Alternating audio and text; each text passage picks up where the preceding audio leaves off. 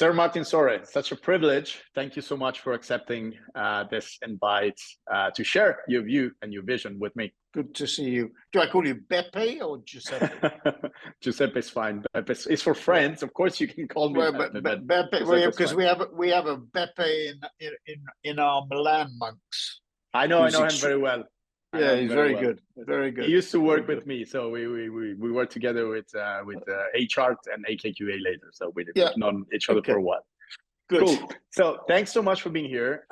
Talking about WPP, by the way, and the past. Let's start from the past.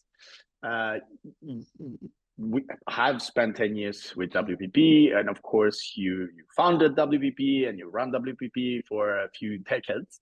So I guess that was how to build a holding, a group, and of course, advertising agencies and media companies back in the 80s, in the 90s, and in the early 2000s. What has changed?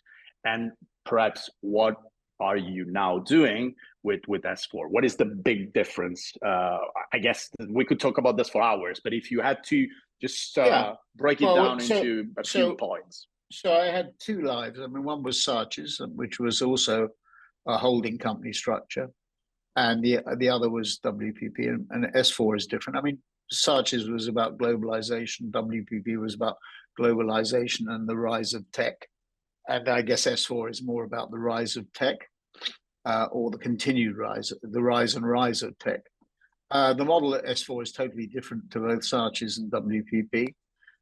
It's digital only. It's data driven. Digital only because digital has become even more important. When we started 6 years ago, it was probably about 50 or 60% of media spend or advertising spend. It's now 70%. Data driven is even more important because of AI. No doubt we'll get into that. We go to market as faster, better, and more efficient or cheaper. And with AI more, so faster, better, cheaper, and more. And then last but not least, it's a unitary brand, one brand versus a multiplicity of agency brands. Now, you do a lot in the luxury sector. That doesn't mean that multi-brand models are not the right way, because take LVMH, I think they have 73 maisons, and it's a brilliantly run company with separate brands, which I'm sure to some extent compete with one another, but he's been successful. I mean, so I think it's either the most successful or second most valuable company in Europe. I think it's rivaled by Novo Nordisk in the pharma area at the moment. So the multi-brand model does work and continues to work extremely effectively in some areas, but I think in the advertising business it's changed, and certainly the model we have at S4 is different.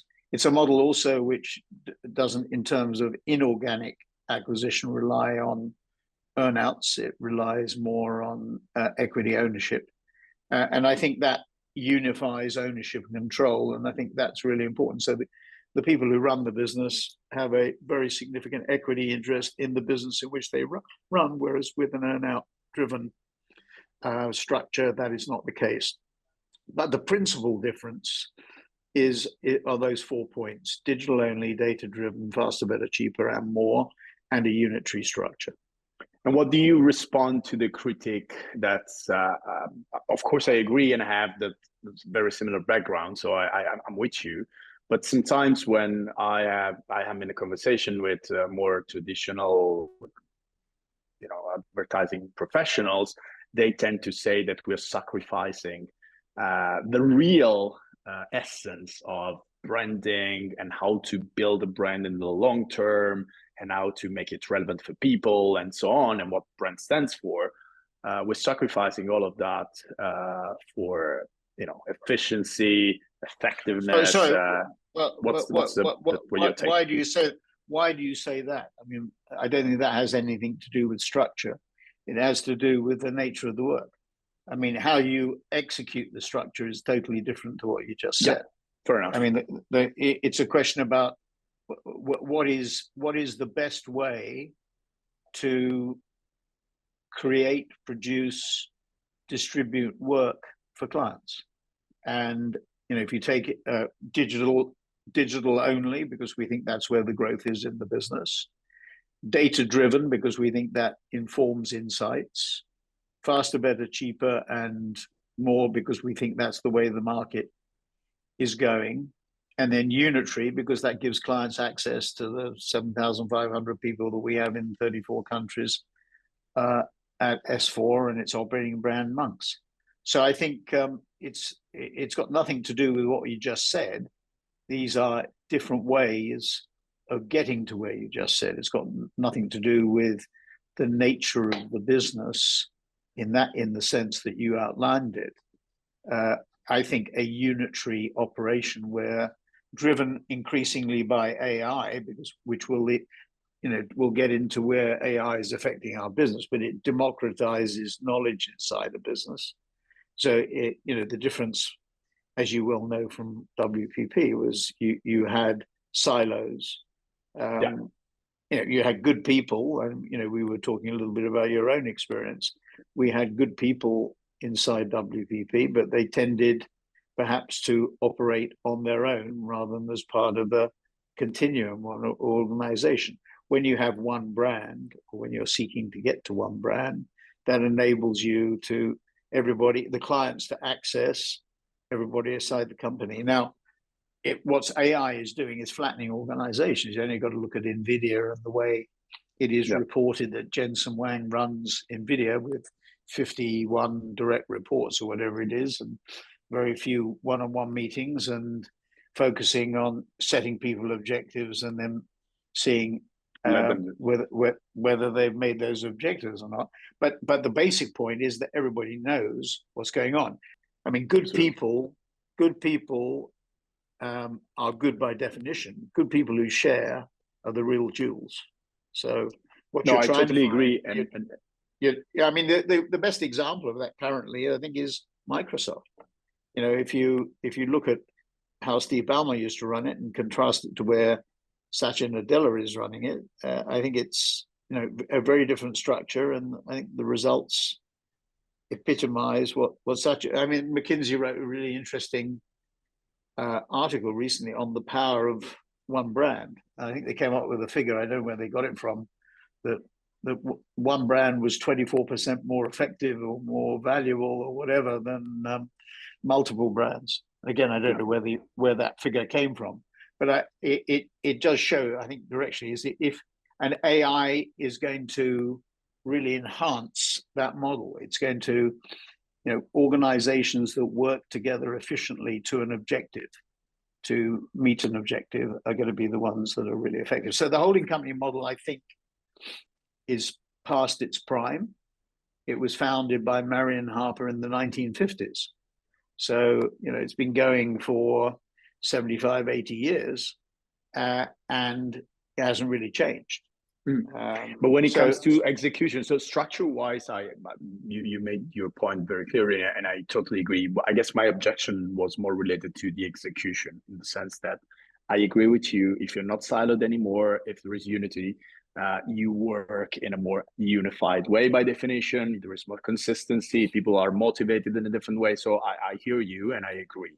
But when it comes to execution, I hear many concerns. Let's call them concerns in the agency world, that faster, better, cheaper, and more efficient is, in some cases, an enemy of a long-term branding strategy. Well, if you look at it from the client point of view, of course, and look at which is what they pay the bills. Yeah. So I think you should do it. I mean, what are they faced with? They're faced with a world that probably is going to grow more slowly, where there's more inflation, and interest rates are going to be higher than perhaps for the last 60 or 70 years, or 50 or 60 years, when you and I have lived through a golden era. And it's not going to be the same.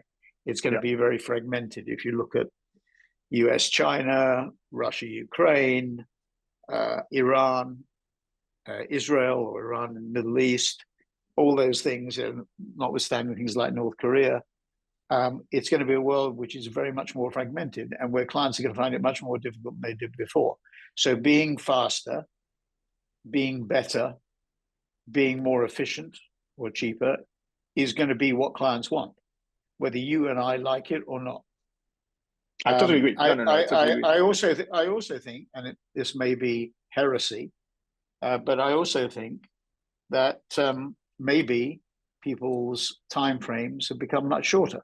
Certainly, again, looking at clients, one CMO said to me last year that a new CEO had sort of said to him, "Why are we doing all this upper funnel stuff when I'm spending all that money on this upper funnel branding stuff when he has to go in front of institutional investors every quarter and explain what's been happening on a quarterly basis, where consumers perhaps are a little bit more fickle, where consumers are perhaps are a little bit more short term, when technology perhaps disrupts established models, with what we're talking about, much more effectively and much more quickly, where private equity, dominates industry, might be responsible, I don't know, for 15, 20, 25% of the major Western economies and growing its market share because it does a higher proportion of deals,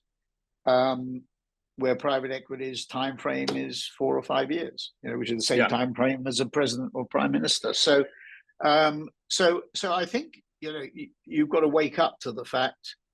When you say what you just said, it strikes me you're looking back to the golden era of Mad Men and Don Draper, and it's just gone. I think Beppe, things have changed. Yeah, we live in a different world. No, I agree, and on top of this being the average tenure of prime ministers and all you've just said, average tenure of CMOs is probably about 2 years. Average tenure of a CEO is probably about 4 or 5 years. Yeah, talking of which, one of the main issues that I used to have, with AKQA and HR, when I engaged at the time in conversations about digital transformation with clients, this story about the average tenure played a role even then, right? Because it was like, okay, a real digital transformation process would probably take 3, 4, 5, 6 years, or at least the results. The real results, even though you can have some quick wins, some short-term success in the first couple of years or even less, but the real success, the real transformation will happen in 3, 4, 5 years. And the average tenure of the CEO, CMOs is lower than that. So the fruits will be collected by someone else, which was the reason why that pressure on the short term was such that they struggled to engage in a proper digital transformation process. I guess what's happening with AI, it's to some extent comparable. So how do you consult? How do you support? What do you say to CEOs and CMOs who struggle to figure out how to embrace AI, where to invest? You broaden it from AI. AI is very much the topic du jour everybody's focused on. But I think there are 3 areas that clients should be focusing. One is agility, to what we're talking about, whether you like it or not.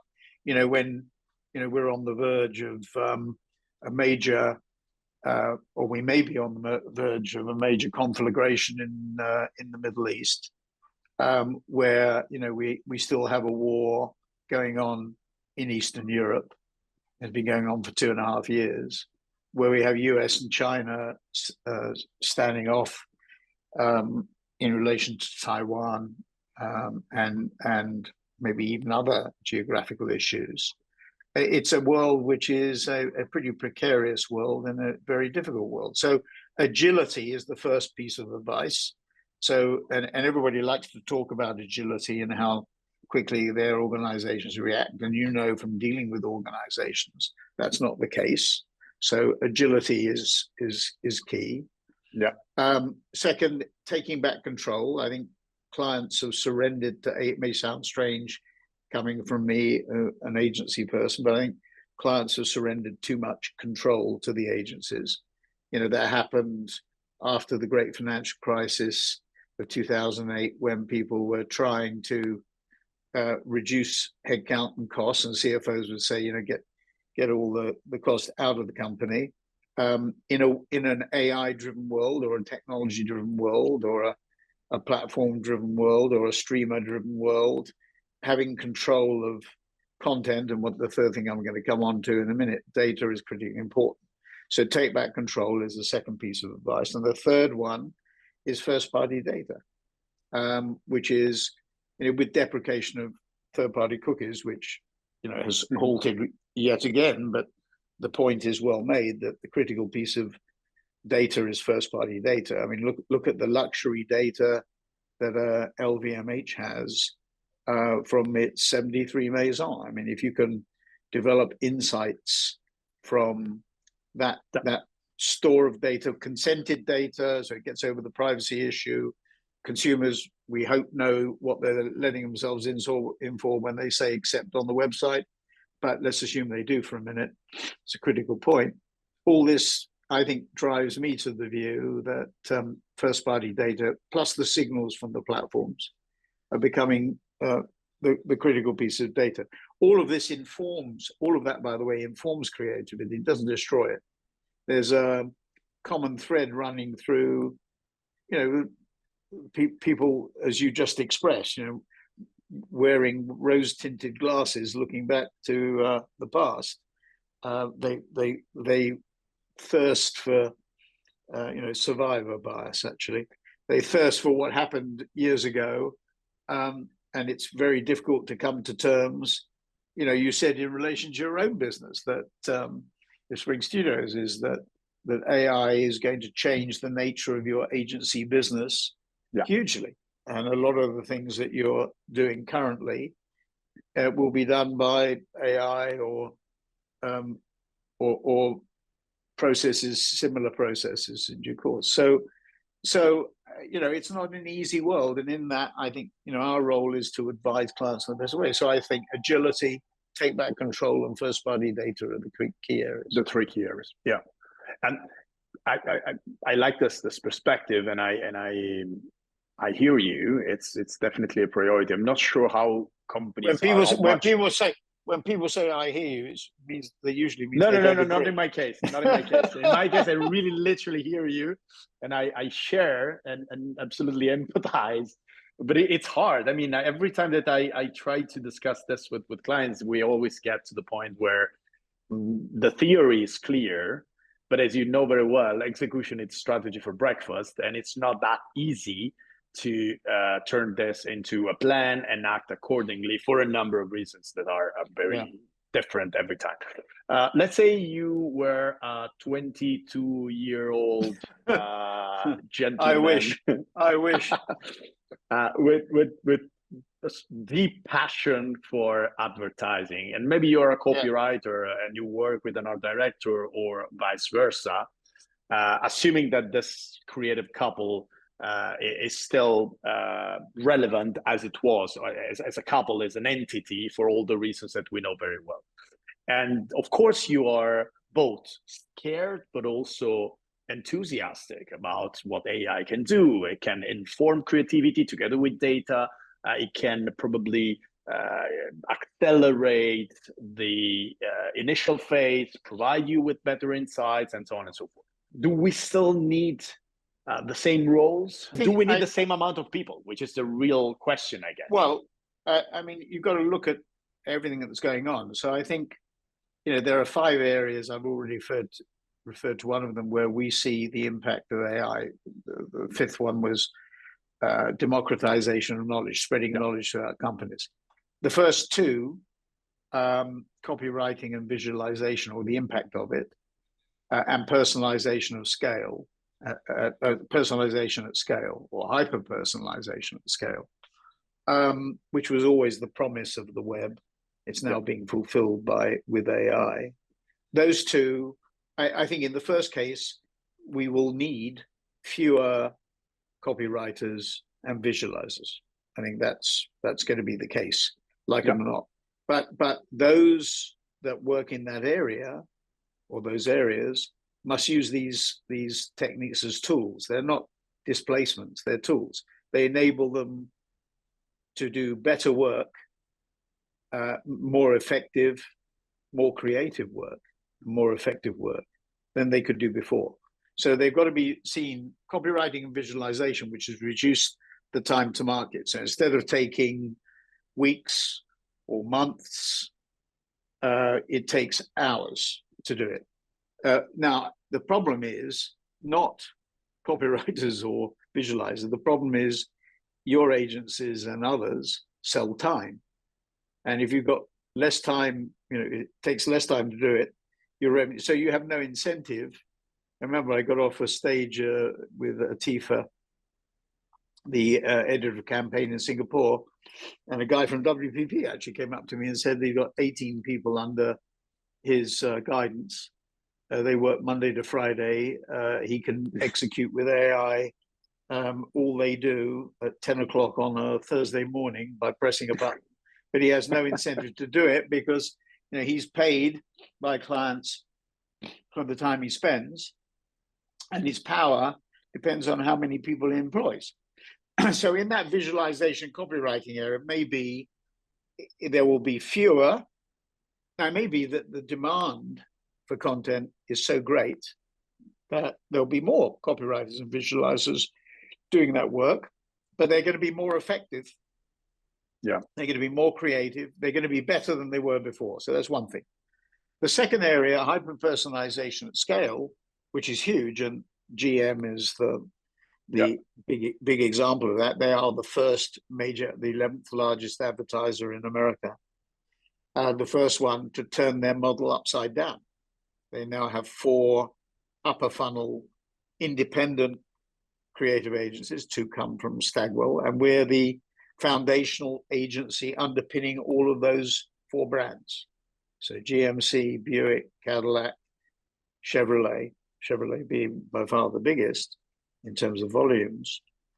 Those 4 brands each have an upper funnel strategic agency, and then we take the big ideas created by those 4 agencies with the CMOs of those brands and translate that into what they call a foundational agency approach, creating, producing, and distributing those assets at scale on a personalized basis. I mean, all of this, for example, in the auto industry is accelerated by the fact that a number of the auto manufacturers are going to go direct. So the factories are going to be selling cars direct to consumers for the first time ever, and having control of data for the first time ever, because the dealers were always the ones who controlled the data.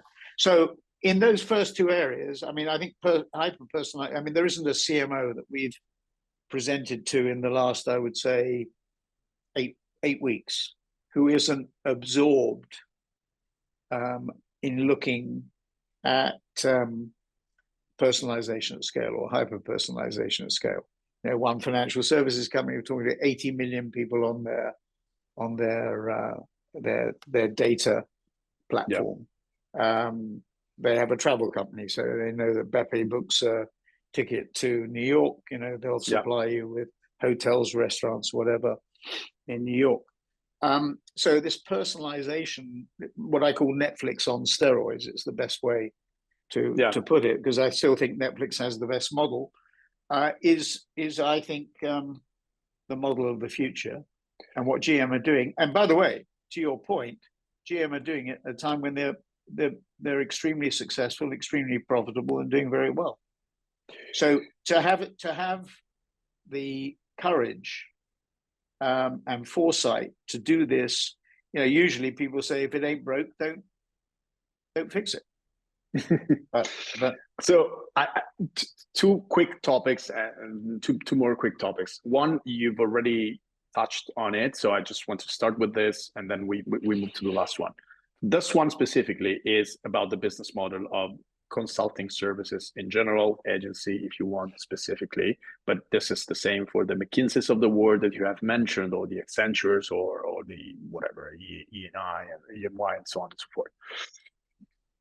The business model was built on a number of people for a number of hours and days. And as you've said, this is going to change, because by Monday morning at 10 a.m., you can execute. You don't have an incentive because your power is measured on the number of people you manage, and you don't have an incentive because the procurement department has the systems. But this is not going to last forever, right? So on client side, I expect clients to tell us, why should I pay, I don't know, 3 days of for doing they're not going to your pay. So you have to right. So what is the business model of the future? What is the new business model? It's what we've already started to do is to be paid. There is a retainer relationship, which is based on number of people you commit and the amount of time you do. But in addition to that, or alongside that, is payment for outputs.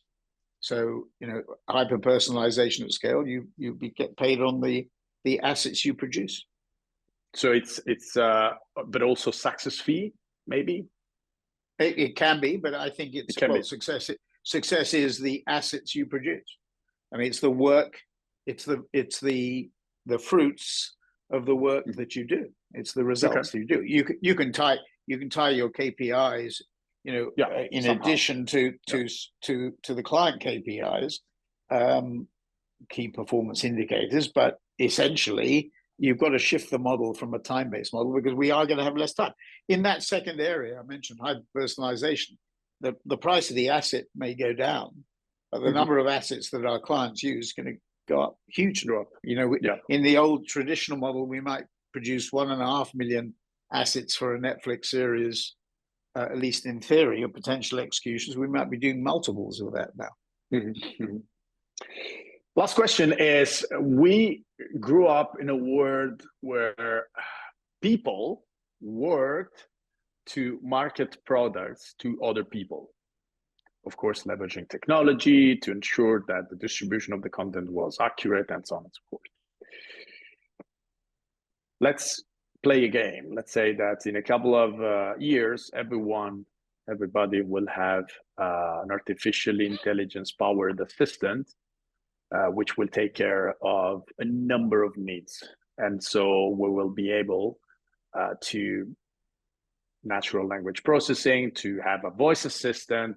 We speak in natural language and we say, I don't know, I'm running out of milk, or the battery of my remote control are gone. Why don't you buy new ones? And so on and so forth, right? And this is very basic examples, but we can get into something more complex and more with higher, let's say, externalities. But what I mean is, what if we go from a world where we market products to people to a world where we have to market products to non-human agents who are making a number of choices on behalf of their owners, and how this impacts the job of the importance of brands becomes even more important. I'll take your milk example.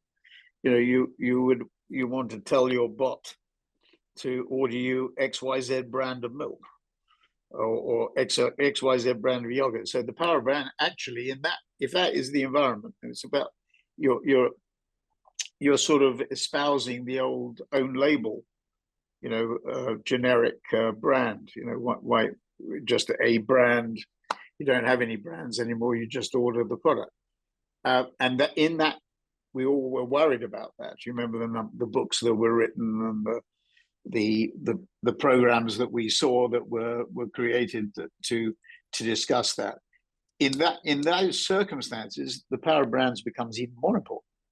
Differentiating yourself becomes more important. So in your conversation with the bot, you have to be prompted to demand that brand or the other brand in order to make the order. So the brand actually becomes even more important. Yeah, I just argue that maybe a number of products that are relevant to you, you will share the favorite brand with the bot. But for a number of other categories where you don't have a clear idea, the bot will choose. Then the task for us is, if we're representing those brands, is to make them even more relevant to the consumer. So we don't become less important, we become more important. I mean, you're basically saying everything becomes more commoditized. Well, then the art of differentiation, which is what you're talking about, becomes, well, whether it's premiumized or not, the art of differentiation becomes critically important. Yeah. Cool. Well, great conversation. Thank you we so much. We didn't cover the impact on media planning and buying on general efficiency. I didn't want to take too much of your time, but that was my very last question. So I'm very happy to, because media is something that the distribution of the content is something that I definitely want to discuss. Tell me more. It's going to be totally different. You worked at WPP. There won't be 35,000 people in Group M. That's for sure. So less people, sharper, more technology, and with better output. Algorithms will produce. The human mind can't cover all those things. So it's going to be really interesting. So what happens on media planning and buying, and then general efficiency, like the partnership we have with AWS and NVIDIA, really interesting in outside broadcasting, and great. Adobe, and with Adobe, where we can reduce the cost of our outside broadcast by 80 or 90%. That would be the realization of this idea that marketing shouldn't be about making people want things, but should be about making things people want. It's the other way around. Right? The more we can be accurate in the way we analyze, elaborate insights, the more we can be accurate in the way we distribute the message, the better, right? I think the honest answer is it's both. So both, yeah. Anyway, good to talk to you. Hope that's a help. My great pleasure. Thanks, Pepe. Thank you. Thank you so much.